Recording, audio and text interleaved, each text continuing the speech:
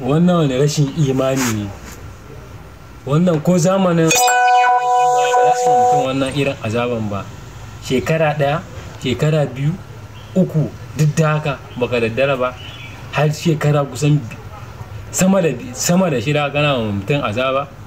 Ha ba, wannan aiko Fir'auna da yi da biye da imani dai wannan. Ha ba, ai yayi sai gyara mutum da ya mai azaban shekara ɗaya. Ha ba, don mutum kawai dai bai so ya fake da wani abu ne dai, kawai yana jan haushin gayan ya je yin sallah ne, kawai shine haushin da yake ji. In ba haka ba, daga mutum ya ce ma ya je ya yi sallah, to don kada ya je ya yi sallah, kakin Allah kakin zai dawwama da ita ne a duniya kenan, ba zai je ya yi sallah ba.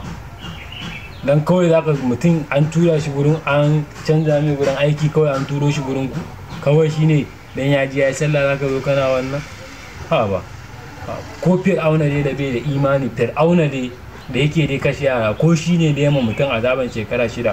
Ha ba, sai ya salula yi. Ha ba, shekara 6 kuma to ai duk aikin da baka tausayin da namiji da yaro karami da tsoho, aikin ba aiki bane. Kuma duk gashi nan muna gani, za ga tsoho yana wannan da kun zo kwamba, wai kuna kwamba din wani soja ya koyo kuma to wulakanci, to ya layi ta ci aiki ya te dinga ci gaba. Sai sa ga mutum yana mutuwan wulakanci, kaga mun kashe shi a yan kidnapping sun kai duk abin da yake jawo wake.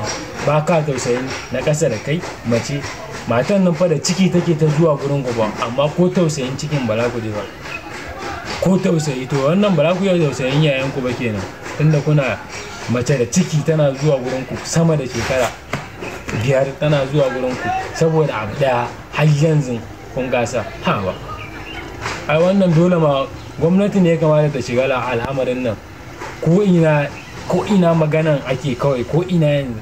Ha, wannan rashin imani ne. Wai kuma wai shi sojan, wai shi mai gidansu din, wai shi musulmi ne a haka. Wannan ba dai musulmi ba ne, muna dai musulunci ne, muna ciki ne dai, ba dai ainihin musulmi. In ainihin musulmi ne shine bai da wannan imanin. Ha ba, sai ka ce wani ba yahude, ko yahudawa dai ba za su ma mutum haka ba. Hai, na gaskiya na tausaya wa matan nan, Allah dai kyauta. Muna jiran gwamnati dai ta daukan mana mataki akan wannan alamar.